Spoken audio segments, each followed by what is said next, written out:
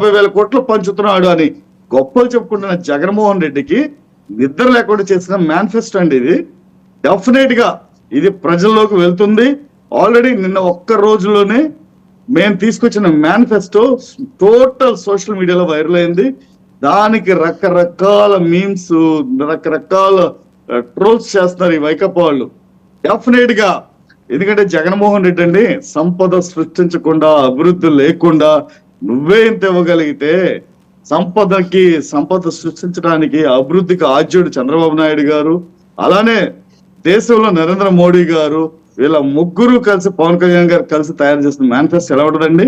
ఒక సజ్జల రామకృష్ణారెడ్డి, సజ్జల భార్గవ రెడ్డి, జగన్మోహన్ రెడ్డి వాళ్ళు ముగ్గురు సంపదను సృష్టించడం చేతగాని వాళ్ళు తయారు చేసిన మేనిఫెస్టో కన్నా డెఫినెట్ గా దేశాన్ని దశ దిశ మార్చిన నరేంద్ర మోడీ కానివ్వండి, రాష్ట్ర దశ దిశ మార్చిన చంద్రబాబు నాయుడు గారు కానివ్వండి, పవన్ కళ్యాణ్ గారు కానివ్వండి, వాళ్ళు తయారు చేసిన మేనిఫెస్టో ముందు వైకాపా మేనిఫెస్టో ఎందుకు పనికిరాని చిత్తు కాగితంలా తయారైందండి.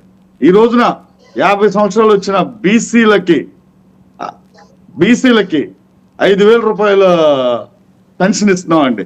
అలానే ప్రతి ఒక్కరికి కుటుంబంలో నిరుద్యోగ భృతి కానివ్వండి, ఆడపిల్లల చదువులకి లేదా పిల్లల చదువులకి ఎంత మంది ఉంటే అంతమంది, వీళ్ళు అమ్మఒడి కింద ఒక్కరికి 13,000 రూపాయలు ఇస్తే ఎంత మంది ఉంటే అంతమంది పిల్లలకి 15,000 రూపాయలు చొప్పున ఇస్తున్నామండి. అలానే పెన్షన్ 4,000 చేసాం. మీకు తెలుసు ఆ విషయం. పెన్షన్ అనేది ఏ పార్టీ హయాంలో ఎంత ఉంటే ఎంత పెరిగింది అనేది తెలుసు.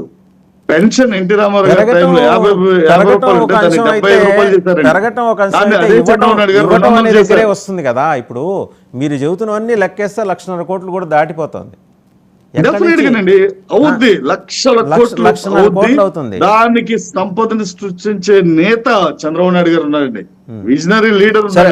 రెండో రౌండ్ లో సంపద సృష్టి ఎలాగో రెండో రౌండ్ లో మాట్లాడదాం. కీలకమైన విషయం ఇంకో అంశం కిరణ్ గారు పారిపోవాల్సిన పరిస్థితి ఉంది. కిరణ్ గారు ఇంకో అంశం అండి. కిరణ్ గారు కిరణ్ గారు ఒక ప్రశ్న ఉంది మీకు. 10 కంపెనీలు తీసుకురాలేరు మీరు. కిరణ్ గారు ప్రజలకు నమస్కారం పెట్టి వెళ్ళిపోండి. ఇంకో ప్రశ్న ఉంది మీకు, వినిపిస్తోందా? అధికారంలోకి రాగానే విషపూరిత మద్యం బ్రాండ్ల రద్దు. ఆ బ్రాండ్లన్నీ మీరే కదండి తీసుకొచ్చింది, మీ హయాంలోనే కదా ఆ బ్రాండ్లు టైటిల్స్ అవన్నీ. అధికారికంగా మీ గవర్నమెంట్ జీవోలు ఉన్నాయి, ఎక్సైజ్ డిపార్ట్మెంట్లో దానికి సంబంధించిన కాగితాలు ఉన్నాయి.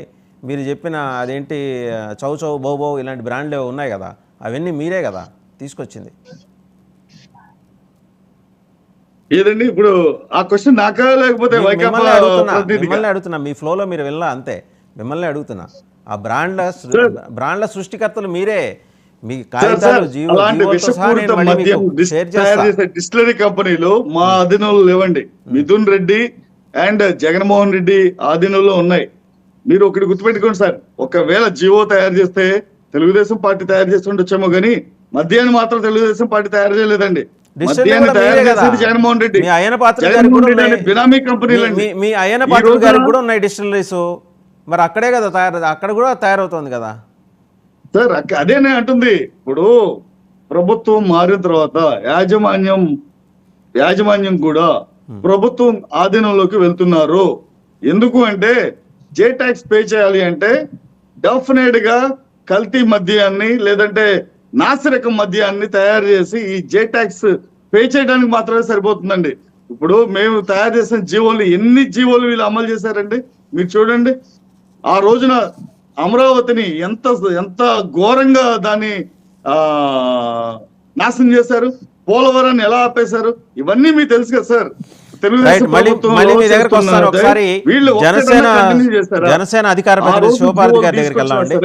ఈ రోజున మద్యాన్ని తయారు చేస్తే జగన్మోహన్ రెడ్డి అనుకో కదా. రైట్ మళ్ళీ మీ దగ్గరకు వస్తాను. శివపార్వతి గారి దగ్గరికి వెళ్ళాం. శివపార్వతి గారు, సో మేనిఫెస్టో 2 అంశాలండి. మేనిఫెస్టో మొత్తం 52 + 6 58 చోట్ల గాజు గ్లాసు.